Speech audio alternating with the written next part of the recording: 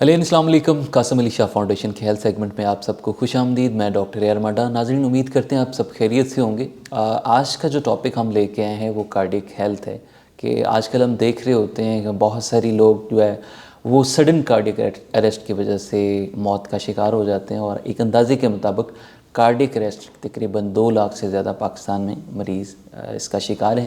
تو آج یہ بات کریں گے کہ سڈن کارڈک اریسٹ سے بچاؤ کیسے ممکن ہے, اس سے ہم کیسے بچ سکتے ہیں, اور کون کون سی ایسی غذائیں ہیں جن کو کھا کر ہم اپنی زندگی کو کیسے پرسکون بنا سکتے ہیں. تو اس کے آج کے جو ہمارے پینل میں موجود ہیں ڈاکٹر اسسٹنٹ پروفیسر ڈاکٹر وقار احمد شیخ صاحب. سر بہت شکریہ, تھینک یو ٹائم نکالا. السلام علیکم. سر, کارڈک اریسٹ دن بدن یہ بیماری بڑھتی ہوئی نظر آ رہی, عموماً ینگ لوگوں میں بہت زیادہ کامن پائی جا رہی ہے. آپ کیا سمجھتے ہیں کہ اس کی وجوہات کیا ہیں, اور سڈن کارڈک اریسٹ اس کو تھوڑا سا ایلیبوریٹ کیجیے. یہ بہت اچھا ٹاپک آپ نے سلیکٹ کیا ہے کیونکہ میں کافی عرصے سے اس پر بات بھی کر رہا ہوں. جو ہماری ینگ پاپولیشن ہے, نارملی 30 ایئرس سے 40 ایئرس تک جو ہمارے لوگ ہوتے ہیں, ان میں یہ سڈن کارڈک اریسٹ کا رجحان بڑھتا چلا جا رہا ہے. سڈن کارڈک اریسٹ یہ ہوتا ہے کہ آپ کو علامات جو ہیں وہ اتنی زیادہ شدید نہیں ہوتی, اور ایک دم سے آپ کو دل کا شدید دورہ پڑتا ہے, شدید ہارٹ اٹیک ہوتا ہے, جس کی وجہ سے اچانک موت واقع ہو جاتی ہے. تو یہ سڈن کارڈک اریسٹ کے اوپر ورلڈ وائڈ پوری دنیا میں بہت بات ہو رہی ہے کہ کیسے ہم اس سڈن کارڈک اریسٹ کو کم سے کم کر سکتے ہیں. اس کی علامات میں اگر ہم بات کریں تو انیشلی کیسے ہمیں پتہ چلے کہ ایک بندے کو, ایک نوجوان کو کارڈک اریسٹ ہو رہا ہے, کیونکہ عموماً ہم یہ دیکھ رہے ہوتے ہیں کہ علامات ظاہر نہیں ہو رہی. تو آپ اس بارے میں کیا کہتے ہیں؟ یہی اس کارڈک اریسٹ کے بارے میں ایک مشکل بات ہے کہ ایک کارڈیولوجسٹ کا, ایک ہارٹ اسپیشلسٹ کا اس شخص سے تعلق ہونا یا اس کے ساتھ انکاؤنٹر ہونا بہت ضروری ہے, کیونکہ اس کی علامات بہت ویگ ہوتی ہیں, بڑی سمپل علامات ہوتی ہیں. کسی کو ہلکا پھلکا سا چکر آتا ہے بعض اوقات, اور پھر وہ کہتا ہے کہ میں بالکل ٹھیک ہوں, یا سینے میں ہلکا سا بوجھ پن کا رہنا, یا چلنے پھرنے سے دل کی دھڑکن کا تیز ہونا, یا دل کا سینے کے اندر اچھلتے ہوئے محسوس ہونا. یہ وہ علامات ہیں جو عام طور پر ہماری ینگ پاپولیشن ان پہ بالکل دھیان نہیں دیتی. تو میں ہمیشہ کہتا ہوں کہ ایک دفعہ آپ اپنی علامات کو کسی ڈاکٹر سے ضرور ڈسکس کریں, تاکہ اگر یہ علامات تو بغیر کسی وجوہات کے ہو رہی ہیں اور فزیولوجیکل پروسیس جسے ہم کہتے ہیں, تو پھر بھی ٹھیک ہے. لیکن اگر یہ دل کی طرف باتیں جا رہی ہیں, دل کی طرف علامات جا رہی ہیں, کیونکہ جیسا کہ میں نے بتایا کہ یہ بہت مائلڈ ہوتی ہیں, کوئی عام شخص اس چیز کو کیپچر نہیں کر پاتا کہ یہ دل کی وجہ سے یہ دل کی طرف جا سکتی ہے بات. تو اس لیے ان علامات کو ہم کبھی بھی کیٹیگرائز نہیں کر سکتے. کسی کو ہلکا پھلکا سانس کا چڑھنا, کسی کو دل کی دھڑکن کا بے ترتیب محسوس ہونا, کسی کو زور لگاتے ہوئے چلتے ہوئے سیڑھیاں چڑھتے ہوئے سینے میں ہلکا سا بوجھ ہونا. کیونکہ اگر آپ کی علامات شدید ہیں, شدت میں زیادہ ہیں, تو پھر تو آپ کو پتہ چل جائے گا کہ آپ کو دل کا مسئلہ چل رہا ہے, اور آپ اپنے ڈاکٹر سے رجوع کریں گے تو اس سے کافی حد تک ہم اس بیماری کو بچا لیں. لیکن سڈن کارڈک اریسٹ کے بارے میں بھی اس لیے بہت زیادہ بات کرتا ہوں کہ اس کا انسان کو آئیڈیا نہیں ہوتا. جیسے آپ نے اکثر سنا ہوگا کہ ینگ لوگ رات کو سوئے ہیں اور صبح اٹھے نہیں ہیں اور ان کی موت واقع ہو گئی ہے. یا جم میں اکثر آپ نے سنا ہوگا کہ کچھ ینگ لڑکے زور لگاتے ہوئے جم کی ٹریننگ کرتے ہوئے اچانک سے ہارٹ اٹیک ہوا اور ان کی وفات ہو گئی, یا ویسے بھی کام کرتے ہوئے ایک دم سے کسی کو ہارٹ اٹیک ہو جانا اور ان کی وفات ہو جانا. تو سڈن کارڈک اریسٹ کی علامات جو ہیں ان کو ہم مائلڈ علامات کہیں گے, شدید علامات نہیں ہوتی, اور ان کو کیپچر جو ہے وہ ایک کارڈیولوجسٹ ہی کر سکتا ہے. اچھا ڈاکٹر صاحب, وجوہات کی اگر ہم بات کریں, ہمارے ہاں سکریننگ کا اتنا رجحان نہیں ہے, ہم سکریننگ کی طرف نہیں جاتے, اپنے ڈائگنوسٹک جو ٹیسٹ ہوتے ہیں وہ عموماً نہیں کرواتے. آپ کیا سمجھتے ہیں کہ اس کے پیچھے یہ وجوہات ہیں یا کوئی اور کارن ہے اس کے پیچھے؟ بالکل, یہ سب سے بڑی وجہ تو یہی ہے کہ ہماری انفارچونیٹلی اسکریننگ کا جو میکینزم ہے وہ اتنا اسٹرانگ نہیں ہے. ہمارا روٹین ہیلتھ چیک اپ پہ کوئی بلیف نہیں ہے. آپ نے دیکھا ہوگا کہ ہمارے کچھ فیملیز کے اندر یہ سڈن کارڈک اریسٹ کی ہسٹری بھی پائی جاتی ہے. کسی کا بڑا بھائی, کسی کا چھوٹا بھائی, کسی کے والد کو اچانک موت کا سامنا کرنا پڑا ہوتا ہے, لیکن پھر بھی ہم باقی فیملی ممبرس کو ان ٹیسٹ سے نہیں گزارتے جس سے ہمیں پتہ چل سکے کہ کیا وہ ہائی رسک ہے. پھر ان کی وجوہات میں ہماری جو سڈن کارڈیک اریسٹ کی سب سے بڑی وجہ ہے وہ ہے سگریٹ پینا. تو آپ دیکھیں کہ ہماری ینگ پاپولیشن میں اسموکنگ کا رجحان کتنا بڑھتا چلا جا رہا ہے، لیکن ہمارے مختلف طرح کی بیماریوں کی تو اویئرنیس دی جاتی ہے کہ جیسے کینسر کا باعث بنتے ہیں سگریٹ یا گینگرین کا باعث بنتے ہیں، لیکن ہارٹ اٹیک کی اور خاص کر سڈن کارڈیک اریسٹ کی بہت بڑی وجہ جو ہے وہ سگریٹ ہے. تو ہمیں ان کی وجوہات میں سب سے پہلے ہماری ینگ پاپولیشن کو یہ بتانا پڑے گا کہ سگریٹ سے آپ کو سڈن کارڈیک اریسٹ کی جو شرح ہے، جو پرسنٹیج ہے، وہ بڑھ جاتی ہے. پھر اس کے بعد ہم اپنی کبھی بلڈ کولیسٹرول لیول چیک نہیں کرواتے روٹین وائز. ہمیں بہت دفعہ بلڈ کولیسٹرول لیول چیک کروانے سے پتہ چلتا ہے کہ ہمارے خون کے اندر چربی کی مقدار بہت زیادہ ہے. وہ فیملی ہسٹری بھی ہو سکتی ہے، وہ ہماری خوراک دیکھ لیں کہ ہم صبح سے شام تک جو کھاتے ہیں.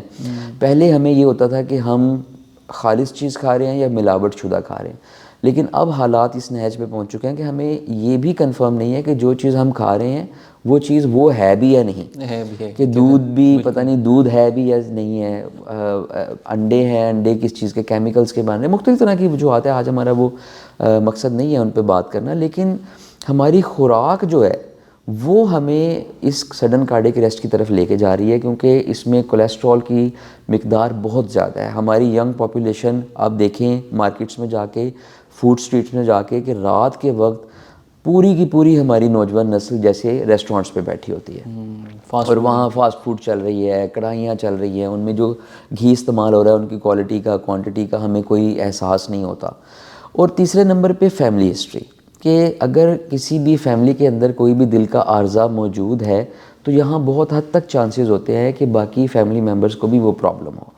تو اس لیے اسکریننگ بہت ضروری ہے. پھر بلڈ پریشر کی بیماری اگر کسی کو ہے تو وہ اس کو کنٹرول کرے، شوگر کی بیماری اگر ہے یا فیملی میں ہے تو اس کو کنٹرول کریں.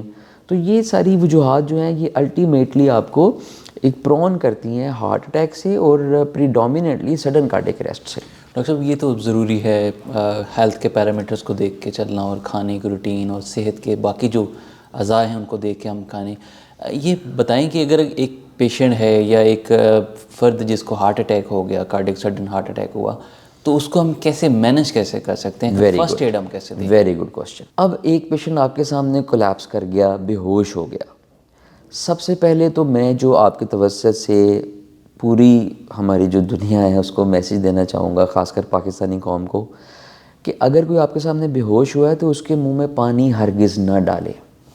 یہاں پہ ہمارا پہلا ریئیکشن کیا ہوتا ہے کہ جیسے ہی ہم کسی کو بے ہوش دیکھتے ہیں تو سب سے پہلے چیخنا شروع کر دیتے ہیں کہ پانی لاؤ، پانی لاؤ، پانی لاؤ. روڈ پہ اکثر ہم دیکھ رہے ہیں روڈ پہ کوئی ایکسیڈنٹ آرٹی کے پہ گرا ہے تو اس کو ہم پانی پلانے کی کوشش کر رہے ہوتے ہیں. بالکل. تو وہ جب منہ میں پانی ڈالا جاتا ہے ایک انکانشیس پیشنٹ کے یا جو بھی شخص ہے اس کے منہ میں جب پانی ڈالا جاتا ہے تو وہ جیسے ہم سوتے ہوئے ہم منہ میں پانی جائے گا تو ہم کھانسی کرتے ہوئے اٹھ جائیں گے، کیونکہ ہمارا نیچرل جو راستہ ہے وہ سانس کی نالی کی طرف جاتا ہے، ہمیں خوراک کی نالی کی طرف لے جانے کے لیے نگلنا پڑتا ہے. تو ایک تو انکانشیس پیشنٹ کے منہ میں پانی ہرگز مت ڈالیں. دوسرا، اس کو کھینچ کے ادھر ادھر لے جانے کی کوشش مت کریں کہ اس کو کھینچ کے آپ نے کسی چیز کے ساتھ ٹیک لگانی ہے یا دھوپ میں ہے تو کھینچ کے، اس سے اس کو نیک انجری ہو سکتی ہے یا باقی اعضاء اس کے انجرڈ ہو سکتے ہیں. اب تیسری چیز کیا ہے؟ تیسری چیز اتنی امپورٹنٹ ہے مدہ صاحب کہ ہمیں سی پی آر کے بارے میں نہیں بتایا جاتا، ہمیں بیسک لائف سپورٹ کے بارے میں نہیں بتایا جاتا.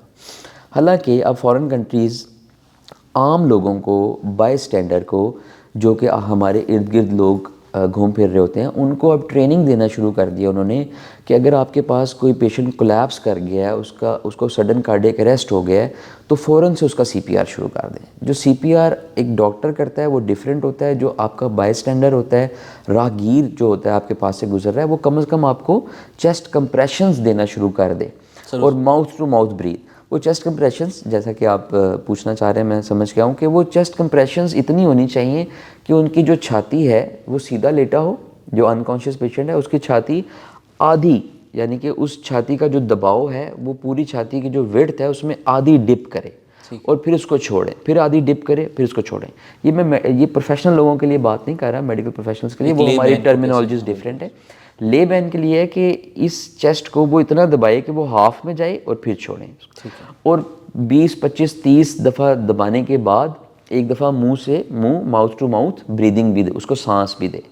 یہ آپ کا اتنا بڑا لائف سیونگ میکینزم ہے، اور اتنی دیر میں آپ کی کوئی نہ کوئی ہیلپ، جیسے پاکستان میں 1111 ہے، ان کے پاس ڈیفیبریلیٹرز ہوتے ہیں، شاک دینے کا ایک مشین ہوتی ہے جس سے آپ وہ شاک دے کے دل کی دھڑکن جو بے ترتیب ہوتی ہے، جو سڈن کارڈیک اریسٹ کاز کرتی ہے، اس کو وہ ریورٹ کر دیتے ہیں. اور اس طرح ہم کئی جانیں بچا سکتے ہیں. اچھا، اس کو تھوڑا سا اپنے بتا دیں تاکہ ہم کمپریشن کیسے دے سکیں تھوڑے اپنے ہاتھوں سے اس کو. ویسے تو آپ یہ جو لیفٹ ہینڈ ہے آپ کا، اس کے اوپر رائٹ ہینڈ کی فنگر سے اس کو لاک کریں. ٹھیک ہے. لاک کرنے کے بعد چیسٹ کے بالکل سینٹر میں آپ اس طرح سے اپنے دونوں ہاتھوں کو اور بازو سیدھی کر کے اس کو پریس کرنا شروع کر دیں ایسے، اور اس چیسٹ کو اتنا دبائیں کہ وہ ہاف ڈپ ہو جائے اور پھر اس کو چھوڑیں. اور یہ 25-30 کمپریشنز دینے کے بعد پھر اس کا نوز پنچ کر کے ماؤتھ ٹو ماؤتھ اس کو 2 دفعہ سانس دینے کی کوشش کریں. یہ بہت بڑا لائف سیونگ میکینزم ہے. اور اتنی دیر میں اپنی ہیلپ کو کال کریں. 1122 ہے آپ کے پاس، یا کوئی قریب ترین ہاسپٹل ہے، وہاں پہ لے جانے کے لیے ان کا بندوبست شروع کریں. تو یہ بہت زیادہ سڈن کارڈیک اریسٹ کے پیشنٹس کو بچا سکتی ہے. ڈاکٹر صاحب بڑی خوبصورت بات کی. اسی طرح ہم نے بہت ساری ایسی ایگزامپلس دیکھی کہ فلڈ میں بہت سارے جو پیشنٹ تھے وہ ہارٹ اٹیک یا سانس کی نالی میں پانی جانا، تو پھر اس طرح بہت سارے لوگوں نے اس کو بچایا بھی، اور بہت سارے ڈاکٹروں نے بھی ہیلپ کی اس وجہ سے. لیکن ہمارے ہاں اس طرح سے اتنا ترقی یافتہ کنٹری میں نہیں ہے کہ ہمارے پاس ساری سہولتیں موجود ہوں. یہ اگر ہم بات کریں کہ یہ ایج کون سا گروپ میں موسٹلی کامن زیادہ یہ ایک بڑی اہم بات ہے. اس کو میں 2 چیزوں سے ایکسپلین کروں گا. ایک تو یہ کہ آپ اپنے ارد گرد دیکھیں کہ اگر آپ کے کوئی ینگ فیلوز ہیں، ینگ فیلوز میں جو ینگ فیلوز کی باڈی ہوتی ہے وہ کسی بھی بیماری کے لیے پریپیئرڈ نہیں ہوتی. جیسے اگر کسی کو ایک دم سے اگر ہارٹ کی کوئی عارضہ لاحق ہوا ہے تو اس کے ہارٹ کو، دل کو نہیں پتہ ہوگا، وہ پریپیئرڈ نہیں ہے. تو جو جیسے جیسے عمر کا حصہ گزرتا چلا جاتا ہے، آپ کے اعضاء جو ہیں وہ اپنے آپ کو تیار کرنا شروع کر دیتے ہیں کہ ہمیں دل کا عارضہ ہو سکتا ہے، ہمیں جگر کا عارضہ ہو سکتا ہے، کیونکہ ان کی بھی ایج ہوتی ہے. جیسے ہماری عمر ہوتی ہے ایسے ہمارے اعضاء کی بھی عمر ہوتی ہے. تو دل جو ہے ینگ ایج میں تیار نہیں ہوتا اس چیز کے لیے کہ اگر میری شریان بند ہو جائے گی، کلاٹ آئے گا، تو میں نے اس کو مینیج کرنا ہے، میں نے اپنے آپ کو بچا کے رکھنا ہے. اس لیے ینگ ہارٹ جو ہوتا ہے، جو جوان دل ہوتا ہے، جو ینگ پیشنٹس ہوتے ہیں، ان میں سڈن کارڈیک اریسٹ کی زیادہ شرح پائی جاتی ہے، کیونکہ ان کے ہارٹ پریپیئرڈ نہیں ہوتے کسی بھی بیماری کے لیے. جو اولڈ ایجڈ ہارٹ ہوتے ہیں 50s میں 60s میں، ان میں سڈن کارڈیک اریسٹ ہوتا ضرور ہے، لیکن اس سے پہلے ان کو کچھ نہ کچھ بیماری لاحق ہوتی ہے. ان کو پتہ ہوتا ہے کہ مجھے دل کا عارضہ ہے، اور اس عارضے کے اوپر سڈن کارڈیک اریسٹ ہو جاتا ہے. لیکن جو 30s میں 40s میں پیشنٹس ہوتے ہیں جن کو پہلے کوئی پرابلم نہیں ہوا ہوتا، ان میں جو سڈن کارڈیک اریسٹ ہے وہ بغیر کسی علامت کے بھی آ سکتا ہے. اچھا ڈاکٹر صاحب، یہ کہا جاتا ہے کہ اچھی صحت کے لیے اچھی غذا کا ہونا بہت ضروری ہے، تو اسی طرح اچھے دل کو اچھا رکھنے کے لیے یا دل کی جو لائف ہے اس کو بہتر کرنے کے لیے ہم کون سی غذائیں، کون سی ایسی خوراک، کون سی سبزیاں، کون سے فروٹ ہم لے سکتے ہیں؟ یہ ایک ایسا کویشچن ہے کہ ہم اگر اس کے اوپر گھنٹوں بھی بات کریں تو یہ کم ہوگا، کیونکہ اب دنیا جو ہے وہ پریونٹیو کی طرف جا رہی ہے. جیسے ہم کسی بھی چیز کو ہونے سے پریونٹ کیسے کر سکتے ہیں؟ اگر ہم اپنی خوراک کو اس طرح سے مینیج کریں کہ ہمیں یہ بیماریاں لاحق ہی نہ ہوں. اور یہ جسٹ لائک اے سائیکل کہ آج سے 50 60 100 سال پہلے ان بیماریوں کی شرح کم تھی، اور اب ان بیماریوں کی شرح بڑھ رہی ہے. حالانکہ سائنس اور جدت اب بڑھ رہی ہے. تو اس کا مطلب کیا ہے؟ اس کا مطلب یہ ہے کہ بیماریوں کا ہو جانا اور ان کا علاج، اس کا تعلق تو جدت سے ہے اور سائنس سے ہے. لیکن بیماریوں کو ہونے سے بچانا، اس کا تعلق ہماری بیسکس سے ہے کہ ہم آرگینک چیزوں پہ ٹرانسفر کریں، ہم نیچرل چیزوں پہ جائیں، ہم قدرتی چیزوں کا انتخاب کریں، اور ہم اپنی ایگزرشن کریں. اب ہماری لائف سٹائل اس طرح کا ہو گیا ہے کہ ہم اگر کسی مارکیٹ میں بھی رکتے ہیں تو ہم اس مارکیٹ میں رکنا پریفر کرتے ہیں جہاں پہ گاڑی تک ہمیں کوئی آ کے پوچھے کہ سر کیا چاہیے، اور ہم وہ چیز منگوا لیتے. اتنی سیڈنٹری لائف سٹائل ہو گیا. تو اس میں ڈائٹ ڈیفینیٹلی وائٹل رول اس میں یہ ہے کہ آپ نیچرل، سب سے پہلے یہ ہوگا کہ آپ نیچرل چیزوں کی طرف جائیں. یہ جو جنک فوڈ ہے اس کو بالکل اپنی ڈائٹ میں ختم کریں. Once a week, once a month کوئی ریکریشن کے لیے رکھ لیں، لیکن اپنی ڈائٹ کو بیسک نہ اس طرح سے خراب کریں. نیچرل چیزوں کی طرف جائیں جس میں سبزیاں ہیں، فروٹس ہیں، گھی بنانے کا قدرتی طریقہ ہے جس میں دیسی گھی آپ کہا جاتا ہے، وہ کم سے کم استعمال کریں. نمک کم استعمال کریں، اور جتنا کھائیں آپ کو پتہ ہو کہ میں نے اتنا کھایا ہے، اور اس کو پھر برن کریں. اس کو کنزیوم کریں ایکسرسائز کے ذریعے. ایکسرسائز کے ذریعے. پہلے یہ ہوتا تھا کہ ہمارے کام کی نوعیت ایسے ہوتی تھی کہ ہمارا انکانشیسلی وہ ہو جاتا تھا, برن ہو جاتا تھا. جیسے مجھے کسی نے کوئی کام کہا ہے تو مجھے پتہ ہے میں نے 2 کلومیٹر چل کے ہی جانا ہے وہ کام کرنے.